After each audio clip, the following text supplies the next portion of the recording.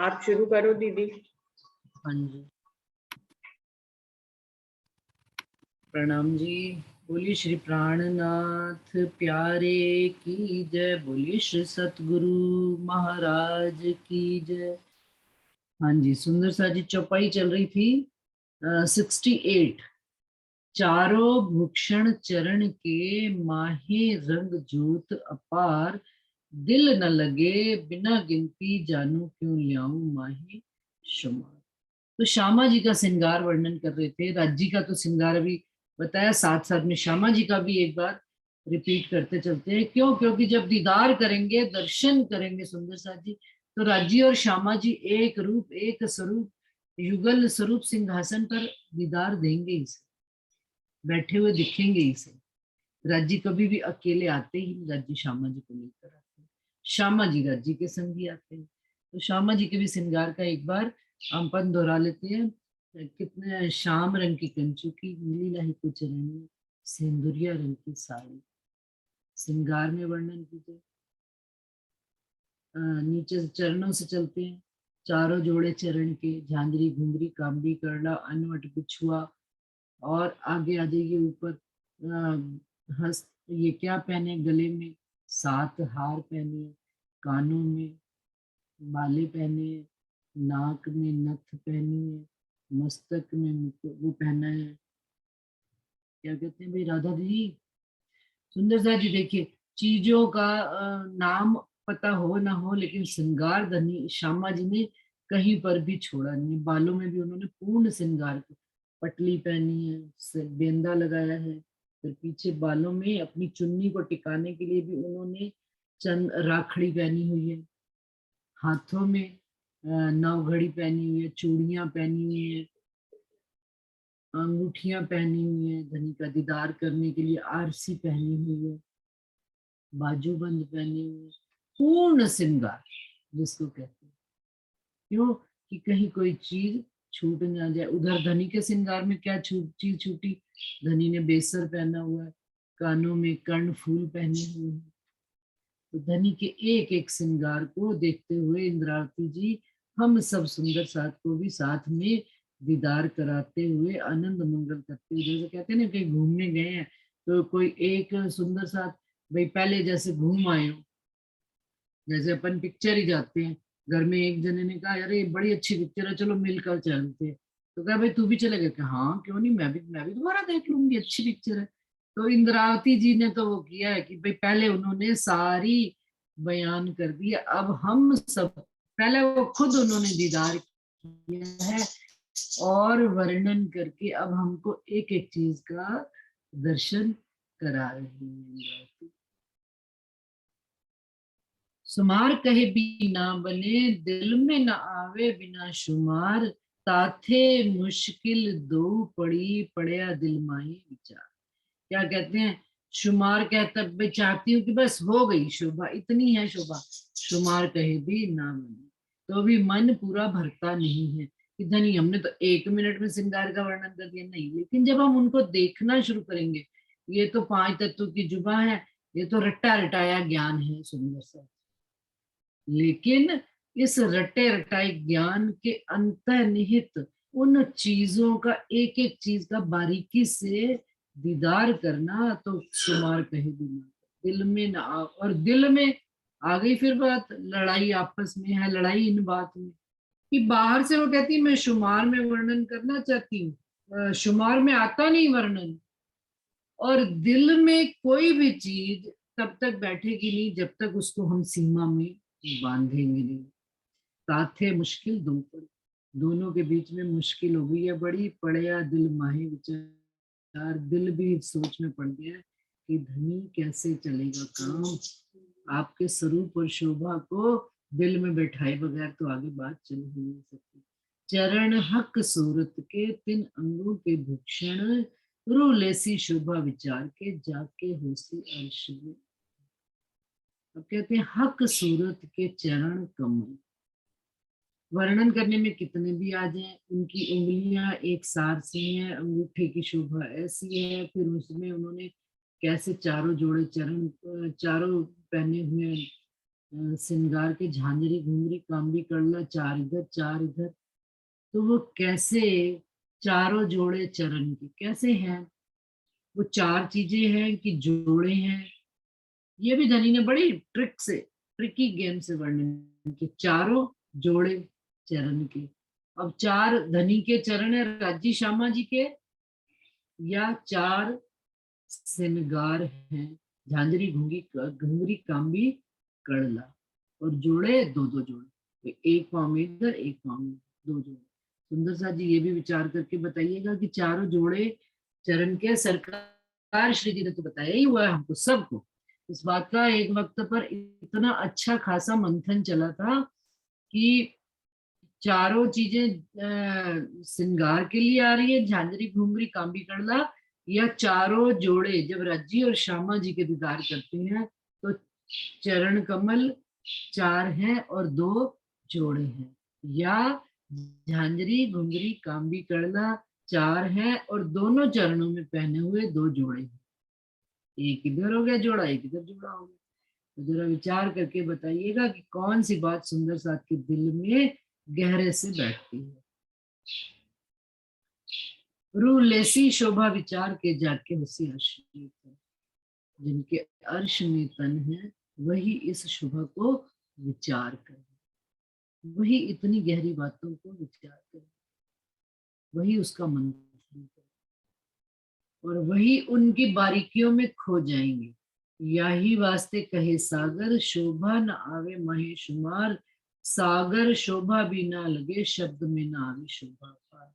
कहते हैं इसीलिए संसार के सबसे बड़े सागरों से मिलान करके कह दिया गया है, क्योंकि जो सागरों को भी शोभा, परम धाम की शोभा सागरों को भी नहीं लगती, जबकि सागर अनलिमिटेड है, अनंत है संसार के लिए।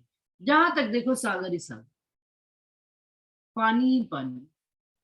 परंतु राजी कहते हैं कि परमधाम की एक अंग की शोभा भी इन सागरों की सीमा में नहीं बंध पाती है। जो शोभा कही हक की ऐसी हादी की जान, सेम सेम जैसी शोभा धनी की वैसी ही श्यामा जी की। क्या वहां पर कोई स्त्री और तन है? बिल्कुल नहीं स्त्री और तन। वहां ये तन तो सुंदर सा जी पांच तत्वों के अंदर भी जीव स्त्री और पुरुष नहीं होता, जीव केवल एक सूक्ष्म आकार है। जब वो माता के गर्भ में आता है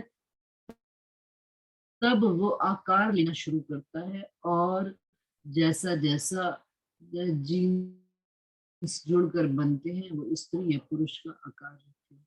जब ये पांच तत्व की लीला में वो जो जीव सूक्ष्म जो हमारे अंदर बोल रहा है और जो वो निकलेगा, ना वो स्त्री है ना वो पुरुष।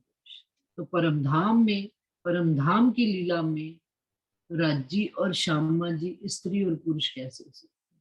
शोभा एक ही है, स्वरूप एक ही है, लेकिन उन्होंने श्रृंगार के वास्ते संसार में इस हद में समझाने के वास्ते, क्योंकि संसार में दो ही चीजें स्त्री और पुरुष, प्रकृति और पुरुष। तो कहने में स्त्रीलिंग आ गई प्रकृति और पुरुष आ गया पुल्लिंग। इसी प्रकार से सूरज और सूरज की किरणें, सागर और सागर की लहरें, हाथ और उंगलियां। तो ये कहने में क्या स्त्रीलिंग और पुल्लिंग, स्त्री और पुरुष की कोई भी शोभा नहीं है, लेकिन वो कहते हैं जैसी शोभा हक की बिल्कुल तिन माफक ही श्यामा जी की भी शोभा है। राज्य के दिल की भी शोभा वैसी ही सुंदर है, जैसे धनी की बाहर की शोभा है, धनी का दिल श्यामा जी को कहा गया। हक्के माशूक कहे अपना सो जाहिर लिखे मही फुरमान। रज्जी अपने दिल को ही रिझाने के लिए हर समय लगे रहते हैं, तो कहते हैं इस वास्ते दिल को उन्होंने माशूक कह दिया है। और ये बात जाहिर में भी कुरान में फुरमान में वाणी में उन्होंने लिखी। और शोभा युगल स्वरूप की, और शोभा युगल किशोर की रूह अल्लाह ने कही इत, उसी इलम से मैं कहती हूँ जो कहावत हुक्म। कहते हैं आप श्यामा महारानी श्री देवचंद्र जी के द्वारा भी रूह अल्लाह ने यहाँ पर पूर्ण शोभा युगल स्वरूप की वर्णन करी है। उसी उन्हीं के दिए हुए तारतम वाणी के द्वारा इंद्रावती जी कहते हैं और धनी के हुक्म से मैं राज्जी और श्यामा जी की जो एक रूप, एक स्वरूप, एक दिल, एक तन, उनकी शोभा का वर्णन करती हूँ। गौर गाल सुंदर हरवटी, फेर फर देखो मुख लाल, अर्श कर दिल मोमिन, माहे बैठे नूर जलवा। अब कहते हैं जो धनी का मुख मंडल है, उसके जो गाल है, नेत्र तो जाहिर में है ही, नेत्र अनेक तरह के प्रकाशवान है, मुख भी बातें मीठी मीठी कर रहा है, कान भी इश्क ले रहे हैं, दे रहे हैं। लेकिन जो ये गौर गाल है, जो ये गाल है, जो ये दिखने में कुछ भी एक्शन में नहीं है, लेकिन ये गौर गाल भी और सुंदर हरवटी, ये ठुड्डी, ये सब जो है मुस्कान लिए हुए हैं और धनी के दिल के राज एक एक अंग खोल रहा है। और फिर देखो मुख लाल, धनी के उस मुख मंडल से इंद्रावती जी कहते, देख कर आई हूँ पूरा स्वरूप, लेकिन वापस आकर कहते भाई इनका मुख तो बड़ा सुंदर। फिर उन्हीं के ही मुख मंडल की शोभा में रूह अटक जाती, फिर मुख पर ही आकर टिक जाती। कहाँ कहाँ तो पहले धनी, रूहें धनी के चरण कमल ही नहीं छोड़ती हैं, लेकिन जब धनी ने अपने मुखार विंद की शोभा का दीदार करा दिया, तो रूहें कहती हैं कि धनी अब तो हम आपके मुख मंडल की शोभा में ही खो जाए, क्योंकि ये मुखमंडल आठों सागरों की शोभा लेकर बैठा हुआ है। नेत्र यदि शीतलता दे रहे हैं, नेत्र हमको अपना इश्क दे रहे हैं, तो नेत्र विरहा देते कि मैं तुमसे जुदा होकर बैठा हूँ, और रूहें तुम भी मेरे से जुदा होकर बैठे। और वाहिदत में देखा जाए तो एक है, लेकिन संसार में तो आए ही बैठे हैं सुबह से। इस पांच तत्वों का तो पर्दा है ही सही, दिल में नीर सागर तो है ही सी, माया तो कहीं ना कहीं है ही सी। हाँ, जब धनी आ जाते हैं अपने स्वरूप का दीदार कराने, उस समय लगता है माया है ही नहीं, उस समय लगता है संसार भी एक उमस का, एक ऐसा छटपटाहट का बंधन है जिसमें से रूहें निकल नहीं पाती। क्यों रूह निकल के एक रूप होना चाहती? क्योंकि माया का कहीं ना कहीं अंश, अंश क्या मात्रा ज्यादा रह ही जाती, कहाँ निकल पाते हैं उस माया के प्रभाव से। लेकिन क्यों? क्योंकि धनी का प्रभाव इतना, वो कहते हैं ना, सारा दिन माया में लगे रहो। सरकार सच्ची कहा करते थे, प्रातः काल उठकर एक बार राज्जी को याद कर लिया, दीदार कर लिया, उनसे बातें कर ली, फिर सारा दिन माया में घुटते रहो, कोई फर्क नहीं लगेगा। वो आज ऐसा ही वक्त सुंदर साथ जी को कि वो सुबह के 6 से 8, 6 से 8, 8:30 बजे तक का अपना टाइम होता है। उसके बाद तो कभी अंदर मंदिर के घुस के देखा ही नहीं। हाँ, थाल भोग भी लगा लेते हैं, जहरी बंदगी भी है, सब कुछ है, परंतु जो एक धनी के साथ चीत करने का, धनी के स्वरूप को दीदार करने का, जो धनी ने ये हमको वक्त दिया है, सुबह 6 से 8 का मंगल बेला में मंगल मंगल आचरण हो जाता है, तो उसके बाद दिन बड़ा शांति से और बड़ा अच्छे से निकल जाता है। कहीं कोई कष्ट नहीं, कोई क्रोध नहीं, कोई समस्या आवे तो भी राजी महाराज उसको शांति से सॉर्ट आउट करवाते हैं, क्योंकि खेल का स्वरूप है। तो माया में तो बस जाते जाओ तो कोई ना कोई समस्या, कहीं धन की समस्या, कहीं संतान की समस्या, कहीं माँ, किसी के घर जाने की समस्या, किसी से मतभेद की समस्या, समस्याएं ही समस्याओं का रूप है संसार। परंतु धनी से एक बार मंगल आचरण कर लिया प्रातः काल में, तो फिर वो सारा दिन भी उस आचरण की याद में ही, उस आचरण में ही दिन निकल जाता है। कहते हैं ना, किसी की याद में दिन निकल गया। हाँ जी, आज हम उनकी याद में बैठे हैं प्रातः काल, तो फिर सारा दिन उनकी ही खुशबुओं में, उनकी ही यादों में, उनकी ही सॉफ्टनेस में, उनकी ही नरमाई में, उनकी ही ब्यूटी में, उनकी ही सॉफ्टनेस में दिन बीत जाता है और पता भी नहीं चलता, फिर प्रातः काल हो जाता है। रूहें ऐसे ही तो धनी की याद में परम धाम में अष्टपहर 24 घड़ियां, क्या वहां पर धनी का श्रृंगार नहीं आरती है? वहां पर तो ये सब है ही। वहां पर क्या धनी ने वस्त्र पहने और क्या हमने पहने, हम और आप तो एक ही रूप, एक स्वरूप है। ये सारी शोभा श्रृंगार धनी ने हम रूहों का आहार और विहार, हमारा भोजन है।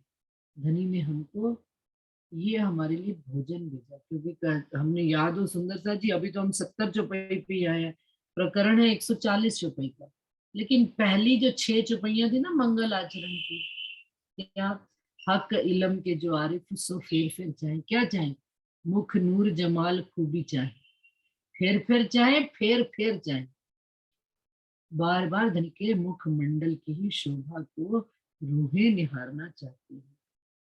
तो क्यों कहूं सागर चातुरी, कई सुख लेके उत्पन्न, कई पैदा होत एक सागर, नए नए सुख न। क्या होते हैं कि क्या चतुराई से धनी ने, धनी के अंगों में, मुखार बिंद में सागरों की शोभा आई हुई है, और वो फिर अनेक सुख हमको, अलेखे ना आने वाले गिनती, अनेक सुख दे रहे हैं, और कई पैदा होते, और एक सागर में अनेक सुख, और नित नौतन सुख, ऐसा नहीं कि एक ही सुख, रोज नित नया नौतन। वाणी को विज्ञान कहा गया। विज्ञान का क्या मतलब है? विज्ञान में दो और दो चार होता है, तो लेकिन विज्ञान में नित नौतन खोज भी चलती है, और वो खोज वैज्ञानिकों को कितना सुख देती है। दो चीज मिलाई, एक तीसरी चीज की उत्पत्ति। उसी प्रकार से इस वाणी में भी जितना जितना हम गहरा गोते लगाते चले जाते, तैरने वालों को क्यों आनंद आता है? क्यों? क्योंकि पहले वो ऊपर तैरते हैं तो भी आनंद, फिर थोड़ा थोड़ा गहराई में गए, फिर और गहराई में गए, फिर और सागर के डीप डेप्थ में चले गए। जब गहराई में बैठ गए तो एक पूर्ण संपूर्ण संसार ही एक अलग बसा हुआ है। वहां पर हरियाली भी है, पशु पंखी भी है, जानवर भी है, नित्य सुंदर से सुंदर। स्कूबा डाइविंग में देखिए लोग कितने कितने देर घूमते हैं। क्यों? क्योंकि ये सागर की खूबी है, ये सागर अपने आप में अनंत शोभन है। तो फिर वो धनी के यदि नेत्रों में, धनी की मुखमंडल में वो जो सागर है, वो कितना हमको सुख देते हैं, ये तो जो रूह करसी है विचार, जो रूह उस सागर में डूबी हुई है वही जानेगी इस बात को। हक मुख सब विध सागर, देखिए आ गया साफ कि धनी के मुखमंडल में सब प्रकार के सागर हैं। जाहिर में उन्होंने 8 सागर बाहर रखे हुए, परंतु बातून में भी धनी के मुखमंडल पर सारे सागर, सुख अलेखे अपार, ये सुख जाने निस्बती। निस्बत का सागर, रस का सागर। अब वो रस के सागर में कौन से है? 10 सागर है सुंदर सा जी। तो अब जिनका संबंध होगा, कहते हैं दर्द भी उतना होता है जितना संबंध की गहराई हो। भाई जैसे मैं और मेरा पति, मेरे पति को कष्ट हुआ है, तकलीफ हुई है, तो मैं 4 दिन हॉस्पिटल में रहकर उसके साथ हर टाइम फुल टाइम सेवा करूंगी। मैं खाऊं पीऊं ना करूं, लेकिन मैं पूर्ण ध्यान उसका रखूंगी। क्यों? क्योंकि संबंध का दर्द। संतान करेगी, संतान ऊपर से आएगी जाएगी, धन की व्यवस्था करेगी, लेकिन एक स्त्री क्या करती है? स्त्री कहती है मैं तो भाई 24 घंटे वहीं पे बैठूंगी, मुझे खाना मिले ना मिले। क्यों? क्योंकि उसका संबंध। इसी प्रकार से, अच्छा अब ऊपर देखिए, एक एक व्यक्ति बीमार होता है, उसके साथ संबंधियों का कैसा मेला मिलावट होती है, और किस तरह का वर्णन होता है। संतान को दर्द है अपने का, तो वो उठा के पिता को अस्पताल लेगी। माँ को अपने संबंध का दर्द है, पत्नी पति के पास फुल टाइम ड्यूटी देगी, उनके संग अंग ही रहेगी। अब घर के और सदस्य हैं, भाई हैं, बहनें हैं, रिश्तेदार हैं, परिवार हैं, समाज है, सब आएगा मिलने उस व्यक्ति, लेकिन क्या उतना दर्द का महसूस कर पाएंगे जितना वो स्त्री वहां पर बैठे बैठे उसने अपने दुख सुख के कितने वक्त को याद कर लिया, और कैसा वो भोग रही है उस दर्द की जो लिमिटेशन है, बाकी और कोई नहीं महसूस कर सकता। तो इसीलिए उन्होंने कह दिया, ए सुख जाने निस्बत। हमारा संबंध धनी के साथ कैसा है, उस संबंध की गहराई से हम धनी के मुख मंडल के सागरों की शोभा को प्राप्त कर सकते हैं। धनी का मुख मंडल रस सागर में जिस प्रकार से 10 सागरों की रोशनाई आ रही है, 10 सागरों का, ओ सॉरी 10 कह रही, 8 सागरों की उसमें रंग आ रहे हैं। नूर का भी आ रहा है, नीर का भी आ रहा है, शीर का भी आ रहा है, दधी का भी आ रहा है, घृत का भी आ रहा है, मधु का भी आ रहा है, 7वां रस, 8वां मिहिर सागर। तो सारे सागर, जो निस्बती जो 7 सागरों का रस जानती है, वही 8वें सागर मेहर के सागर को जानती है, क्योंकि निस्बत की वजह से उसको 8वें सागर की भी खूबी मिलती है। तो वो सारे 8 सागर कहाँ पर है? धनी के मुखमंडल पर। जिन निस्दिन यही विचार, एक पल का नहीं, एक घंटे का नहीं, जिन निस्दिन पूर्ण अष्टपहर 24 घड़ी, 64 घड़ी। 64 घड़ी। हाँ, क्या विचार करती है? केवल धनी का वो जानती है। सब सागर सुख भये, सब सुख पूर्ण परमाण, अति शोभित मुख सुंदर, ये जो वाहिद दत्त का सुभाव। अब जो उस वाहिद दत्त की रहने वाली रूहें अपने वाहिद दत्त का सुभान धाम धनी की मुख मंडल की सागरों की शोभा को, और हर सागर अपने आप में पूर्ण है। यदि हम नेत्रों में खो गए हैं तो नेत्र अपने आप में 8 सागर को लिए बैठे। मुखमंडल है, कान भी, कानों का आता है ना श्रवण, श्रवण की किन विद कहो, देत आशिक सुख आराम। किस तरह से? आशिक केवल सुनने का काम नहीं करते, कहने का काम, कान जो है सब तरह के सुख करने से, देखने का भी सुख का, नेत्रों का भी है, नेत्र केवल देखने का काम नहीं, नेत्र सुनने का भी काम करते हैं। नेत्र कहते भी हैं, नेत्र नाराज भी होते हैं, नेत्र गुस्सा भी करते हैं। इसी प्रकार से सब अंगों को शांत कर लीजिए, कानों को केवल एक्टिवेट कीजिए। कहते हैं ना मोबाइल में कितने सारे ऐप्स हैं, लेकिन एक्टिवेट जिसको हम करना चाहते हैं वही एक्टिवेट हो, बाकी के सब साइलेंट पड़े। उसी प्रकार से धनी के सब अंगों को एक्टिवेट, सब अंग एक्टिवेट है, सब अंग एक्टिव है। अब हम, ये हमारी वो है, कह लीजिए हमारा दामन छोटा है कि हम धनी के एक ही अंग की खूबी में घुस जाते हैं तो फिर निकल नहीं पाते। धनी के पूर्ण मुखमंडल की शोभा को तो हम कैसे अपने अंदर समाए कि जो सब अंग सब सागरों की शोभा लेकर बैठे हैं। अंग देखे जेते सूरत के, सो तो सारे इश्क सागर, गुण हक बाहिर दिखावत, इन बातों मुमिन का। क्या? एक तो गुण है कि छिपे हुए गुण है, जितने सूरत में धनी के सूरत की अंगों में गुण हैं, वो तो सारे इश्क के सागर हैं ही से। सब अंगों में इश्क सागर है, लेकिन गुण हक बाहिर दिखावा। हमारे जैसे थोड़े संसार में गुण है कि इतने पर बाहर दिखते नहीं। अरे भाई क्यों? क्योंकि पारदर्शिता ही नहीं है। बाहर हमने इतने मुखौटे पहन रखे, अंदर की गंदगी बाहर है नहीं। बाहर ऊपर से हम साफ सुथरे और अंदर गंद। लेकिन धनी के अंदर, धनी का अंदर भी निर्मल पाक साफ, कोमलता, उज्ज्वलता, इश्क ही इश्क।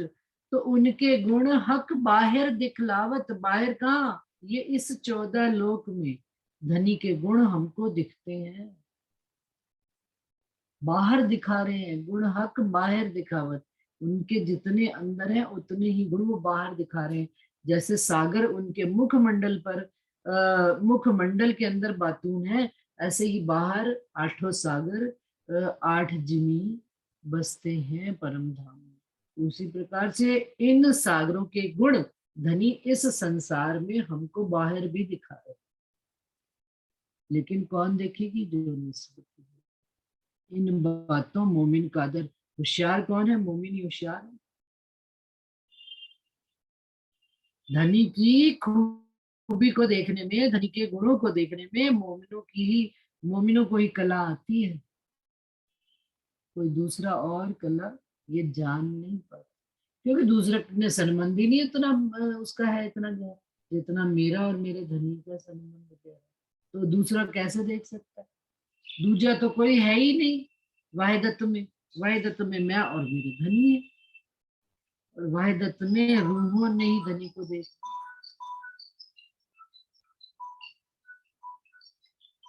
सुंदर सा जी 78 चुपी हो गई है। इश्क देखावे चढ़ता, सब कलाओं सुखदाई। घट बड़ अर्श में है नहीं, पर इश्क देत दिखाए। इश्क दिखावे चढ़ता। परमधाम में उन्होंने मोटा मोटा बता दिया कि कुछ भी घटबड़ है नहीं, कि कम, कि भाई इश्क कम हो गया और बढ़ गया। परमधाम में ये चीज नहीं है। परमधाम में सदा सर्वदा एक सी ही बहार बहती है। लेकिन कहते हैं पर इश्क देत दिखाए। परंतु इश्क की खूबी ऐसी है कि यहाँ पर इस संसार में धनी का इश्क चढ़ता चढ़ता चढ़ता देखते चले जाए, हम रूहों के अंदर भी देखते चले जा रहे। कल हमारी क्या स्थिति थी, पहले जब हम धनी के चरणों में नहीं आए थे तब कैसी स्थिति थी, धनी के चरणों में आने के बाद हमारी कैसी स्थिति, और धीरे धीरे गहराई में आते आते आते इंद्रावती जी का ही अनुभव लें कि वो पहले कैसे, उन्होंने पहली 4 किताबों में कहाँ का वर्णन किया, फिर कहाँ का वर्णन किया, फिर सागर श्रृंगार में आ गए तो मूल परमधाम में रज्जी की ही शोभा में परमधाम भी पीछे छूट गया परिक्रमा में। सुंदर सा देखिए आप, क्यों? क्योंकि परमधाम किससे? धनी से। तो उन्होंने धनी के ही स्वरूप और शोभा और श्रृंगार में वो इतना मगन हो गए हैं। यह है इश्क दिखावे चढ़ता, यह है एक दिली की। बस अब परमधाम के भी 25 पक्ष भूल कर हम धनी की ही शोभा और श्रृंगार में ये चढ़ता हुआ इश्क है। सब कलाओं सुखदाय, और उनकी हर कला हमको सुख देगी। कहना सुनना देखना अर्श चीज न इश्क बिन, जो कछु सुख अखंड सो सब इश्क के। कह रहे हैं तो भी इश्क है, सुन रहे हैं तो भी इश्क है, देख रहे हैं तो भी इश्क है। क्योंकि अर्श में कोई चीज इश्क के बिना है ही नहीं। क्या बताएं, पुखराज पहाड़ इतना ऊंचा, फिर उसमें इतनी उसमें इतने महल, फिर उसमें इतने क्या नाम गहराइयां, उसमें तरहटियां, फिर उसमें इतने बाग बगीचे, उसमें फव्वारे, उसमें सब इश्क ही इश्क है। ऊपर भी चले जाइए तो इश्क ही इश्क है, नीचे भी गहराई में चले जाइए तो इश्क। इश्क बढ़ता बढ़ता ऊपर चले गए, इश्क उतरता उतरता नीचे तरहटी में चले। यही तो है, देखावे चढ़ता बढ़ता घटता बढ़ता। घटना क्या, नीचे उतर जाना गहराई में, और चढ़ता चढ़ता ऊपर चले जाना। इश्क की सीमाओं को हद से पार कर, ये है इश्क का घटना और बनना। कहना सुनना देखना अर्श चीज न इश्क बिन, जो कछु सुख अखंड सुख वो दिल में हमारे रूह के आ गया है, सो सब इश्क पूरा। इश्क से भरा हुआ धनी के लाड और प्यार की अनंत अनंत चीजों से, अनंतता जहाँ कोई अंत ही नहीं। 108 श्री महाराज अनंत अनंत, भाई इनके आगे तो कोई और है ही नहीं। लेकिन ये अनंत अनंत शोभा तो सिर्फ एक ही एक को लगती है। वो कौन है? वो मेरे धामधनी अक्षरपति रज्जी महाराज है, जिनके आगे अनंत विभूषित, उनकी शोभा अनंत है, उनका स्वरूप अनंत है, उनका विराटता अनंत है, उनका इश्क अनंत। जो कोई अर्श जिमी में पशु या जानवर, सो स्वरूप सारे इश्क, एक जरा न इश्क बिगड़। अब अर्श जिमी में वो कहती है इंद्रावती जी, राज्य के स्वरूप को यदि नजर कहीं जाएगी तो कहा जाए, चलिए पशु और जानवर भी देख लेते हैं, पशु पंखी भी देख लेते हैं, वो भी सारे इश्क के हैं। और तो और इंद्रावती जी कहती हैं कि मैं देखती हूँ कि धनी उनके ही जैसा स्वरूप बनकर उनके साथ इश्क ले और दे रहे हैं। यदि मोर है, मोर पपीहा पीऊ पीऊ कर रहा है, तो धनी भी उसके साथ पीऊ पीऊ की आवाज में एक रस एक रूप एक स्वरूप होकर उसके साथ इश्क में है। दूनी पंखी विछुआ, हाँ, जो कोई अर्श जिमी में पशु या जानवर, सो स्वरूप सारे इश्क के, एक जरा न इश्क बिगर। दूनी पंखी विछोहा ना सहे, वह आगे ही उड़े और वहे, गिरत है आकाश से होत है पूजा पूजा। संसार के जो पशु पंखी पक्षी हैं, वो ऐसे जोड़ा पंछी होते हैं कि एक अगर जाता है तो दूसरा भी साथ ही साथ शरीर छोड़ देता है।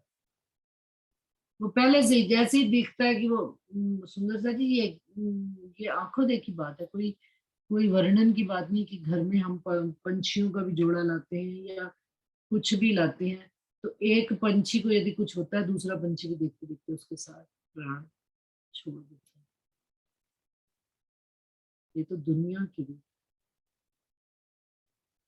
कि आकाश से वो भी पुर्जा पुर्जा होकर अपना खत्म कर देते, और हम धनी के पूर्ण स्वरूप और शोभा और श्रृंगार को वर्णन करते जा रहे हैं। परम धाम का इच्चा बिच्चा एक एक पक्ष का वर्णन हो रहा है, परंतु कैसी कठोरता और दिल में कोमलता का कितना वास हो जाना चाहिए, कितनी नरमाई, कितनी आ जानी चाहिए थी, लेकिन हृदय तो और ही कठोर हुआ कि और सुख और अधिक लेने की चाहना में यहाँ से शरीर जीव छोड़ना नहीं चाहता। और पंछी का संसार के पशु पंखियों का जहां पर बुद्धि ही नहीं है, स्वप्न की बुद्धि नहीं है, तो जागृत बुद्धि और निज बुद्धि, बुद्धि तो है परंतु जुबान नहीं है उनके पास, एक्सप्रेस करने का उनके पास तरीका नहीं। और हमारे पास तो धनी ने सब कुछ दिया, तो भी हमारी ऐसी गत हो रही। ये पंखी प्रीत दुनी की होसी अर्श के कैसे जानवर, ये निमूना इतना बने और बताइए क्या। कहते हैं तो पंखी दुनिया के हैं प्रीत, ये प्रीति तो दुनिया की बता दी उन्होंने, इतना प्रेम है, इतना लव करते हैं संसार के। बताइए जरा अर्श के कैसे जानवर हैं, और हम तो उनके तन कहलाते हैं, रूहो तुम मेरे तन हो। अर्श के जानवर कैसे होंगे जो धनी का दीदार किए बगैर एक पल भी नहीं रह पाते, जो प्रातः काल आकर धनी का दीदार कर जाते हैं सारे, और सारा दिन उस मस्ती में मस्त रहते हैं। और धनी जहां पर भी लीला करते हैं वहां पर भी पशु पंखी होती है। तो कहने ए निमूना इतना बने और कहते हैं ये निमूना, संसार का निमूना परम धाम में लगता नहीं, लेकिन बताइए क्यों कर, और बताइए मैं कौन सा निमूना, इंद्रावती जी कहते हैं जो अर्श के जानवरों को निमूना, पूर असल जिमी बराबर और उज्जवल ज्योत प्रकाश, कहूं कम ज्यादा ना देखिए और ज्योत भरे अवकाश। वही बात है, जो परम धाम की जिमी है बिल्कुल एक समान बराबर है, और ज्वलता ज्योति प्रकाश पूर्ण लिए हुए, कहीं पर भी कम और ज्यादा नहीं है कि यहाँ पर प्रकाश नहीं है। इसका अर्थ क्या है प्रकाश नहीं है का अर्थ, कि पूर्ण प्रकाश ही प्रकाश है, कि चाहे पशु पंखी हो, जानवर हो, जिमी हो, सब में धनी का इश्क ही बसता है, सब धनी के इश्क से ही बने हुए, इसलिए कहीं पर भी अपूर्णता है ही नहीं, सब जगह पूरन ही पूरन है। और ज्योत भरे अवकाश, आकाश तक राज्य का ये पूर्ण इश्क ही इश्क भरा हुआ है। पशु पंखी सब में पूर्ण, दिल चाया पूर्ण बन, इन जिमी पशु पंखियों जिक्र करे रोशन। अब वहां पर जो पशु पंखी हैं, जो जंगल हैं, जो वन हैं, जो महल हैं, वो सब जो है वो कैसे रोशन हो रहे हैं, जिक्र करके। किसका जिक्र करके? भक्त का जिक्र। मैं तेरे जिक्र में हूँ और मैं तेरी फिक्र में हूँ। जिक्र किसका किया जाता है? जिसकी फिक्र होती है, जिसकी फिक्र नहीं उसका जिक्र नहीं। सुंदर सा जी बड़ी पॉइंट वाली बात है। जिक्र किसका किया जाता है? जिसकी फिक्र नहीं होती है। अब हम अपने अंदर विचार कर ले, हम रात दिन किसका जिक्र करते हैं? माया का जिक्र करते हैं, तो ये मान के चलेगा कि हम माया की फिक्र में हैं। और यदि हम हर बात में कहीं ना कहीं किसी भी भांति से धनी के जिक्र को ले आते हैं, तो इट मीन्स हमारी नजर धनी की फिक्र में। फिक्र क्या करनी, कोई उनकी चिंता थोड़ा करनी है हमें ना, कि कहीं वो मेरे से एक पल के लिए भी जुदा तो नहीं होते। इस फिक्र में मैं उनकी जिक्र करती ही रहती हूँ। हम सब करते रहते हैं, मैं नहीं, मतलब मेरा ये कहने का, इंद्रावती जी कह रहे उनकी जिक्र, उनकी फिक्र में ही उनकी जिक्र है। गाना एक बड़ा अच्छा बना, मुझे याद नहीं आ रहा, मैं वो सुनाऊंगी कभी जब कभी आएगा। तो फिक्र में ही जिक्र है और जिक्र में ही फिक्र है। तो जिक्र कौन कर रहे हैं उनका? वहां के पशु पंखी, वन, जिमी, मोहल्लात, सब जो है धनी के जिक्र में ही। क्यों? क्योंकि बने किसके हुए? इश्क के बने हुए हैं, इसीलिए उनके जिक्र में लगे हुए हैं। वहां तो कोई फिक्र है ही नहीं, क्योंकि वाहिद दत्त के हैं हम सब सुंदर सा। तो इसके साथ ही सुंदर सा जी चौपाई दोहराती हूँ। 85 चौपाई हो गई है, 85 चौपाई। और पहली वाली मीटिंग में करी थी 66 चौपाई, और 56 से 66, और दूसरी मीटिंग में 67 से 85।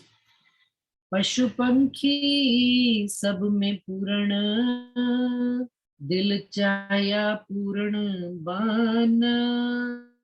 इन जिमी पशु पंखियों, जिक्र करे रोशन। उनके जिक्र से अपने अंदर रोशनाई होती है। इसलिए सुंदर साथ जी मीटिंग में जिक्र करें या ना करें, आपस में सुंदर साथ घर में, अपने शहर में, सबके साथ धनी के जिक्र में मगन है। प्रणाम जी सुंदर साथ जी। प्रणाम जी इंदु दीदी, प्रणाम जी। प्रणाम जी, प्रणाम जी, प्रणाम जी। प्रणाम जी। प्रणाम जी, प्रणाम प्रणाम जी, सब सुंदर सुंदर साथ जी, साथ को प्रणाम जी। प्रणाम।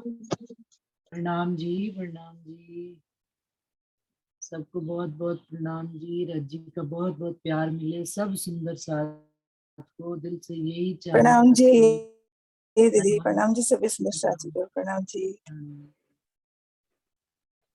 इसी चाहना के साथ मीटिंग क्लोज करते हैं। प्रणाम जी। प्रणाम जी, सब सुंदर साथ के चरणों में प्रणाम। प्रणाम जी। 2 मिनट है, राधा कोई सुनानी है कोई बात तो जल्दी सुना दे। चुपई याद आ रही है अभी, जिक्र फिक्र की बात कर रहे हो ना। और भी लिखा है फुरमान में, मैं करत हूँ तुम्हारी फिक्र। नहीं, और भी लिखा है फुरमान में, मैं करत हूँ तुम्हारी जिक्र। आगे क्या था अभी एकदम से? और भी लिखा है फुरमान में, मैं करत हूँ तुम्हारी जिक्र। कैसी थी चुपई दीदी? एकदम से जल्दी जल्दी में कल सुबह याद पहले नहीं आ पहले रही। सुना देना, कल सुबह पहले हाँ पहले जी। करो मेरी जिक्र। करो और मेरी भी जिक्र, लिखा, मैं करूं फिक्र तुम्हारी, ऐसा कुछ। और भी ऐसा ही लिखा है फुरमान में, भाई मैं वो करत तो हूँ हमारी तुम्हारी जिक्र जिक्र। इसीलिए करते हैं क्योंकि वो हमारी फिक्र में रहते हैं हर समय। नहीं, तो हाँ, और भी लिखा है फुरमान में, मैं करत हूँ तुम्हारी जिक्र। याद ही नहीं आ रही दीदी, सॉरी। कोई बात नहीं, याद कर लेना, कल सुबह आ जाएगी, कोई ऐसी बात नहीं। वो कोई हमारी फिक्र प्रणाम करते हैं, जी। इसलिए हमसे जिक्र करवाते हैं, इसीलिए तो बस हमें हम, याद दिलवाते हैं। बस हाँ, वो हमें याद करते हैं, हम इसलिए उनकी, इसी कारण से हम उनकी भी जिक्र करते हैं क्योंकि वो हमारी हाँ, जिक्र करते जिक्र करते हैं, शुरुआत तो वहीं से होती है। हैं। हाँ हाँ जी, हाँ बिल्कुल, जी। मूल से ही शुरुआत होती है। प्रणाम जी। हाँ, तो अपना क्या वजूद जो उनको याद कर सके, वो कराते बिल्कुल हैं तो सही, अपनी करते हैं। हाँ बिल्कुल। जी। भाई प्रणाम। मेहरबान उनका तो कितना शुक्राना अदा करें, सुंदर साथ का कितना शुक्राना अदा करें कि ये दिल जो है ना वारी वारी जाता है सबके लिए, है ना। चलिए, ठीक। दीदी प्रणाम जी। प्रणाम जी संगीता। हक जिक्र करे पहले रूह का, तब याद रूहों को आती है। वो भजन है ना कुछ। हाँ, करे करे, हाँ आता आता है, भजन आता है पूरा, तब याद रूहों को आती है।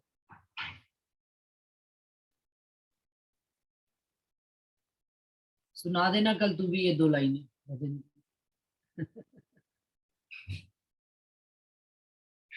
प्रणाम जी। प्रणाम जी, प्रणाम जी हरीश भाई जी।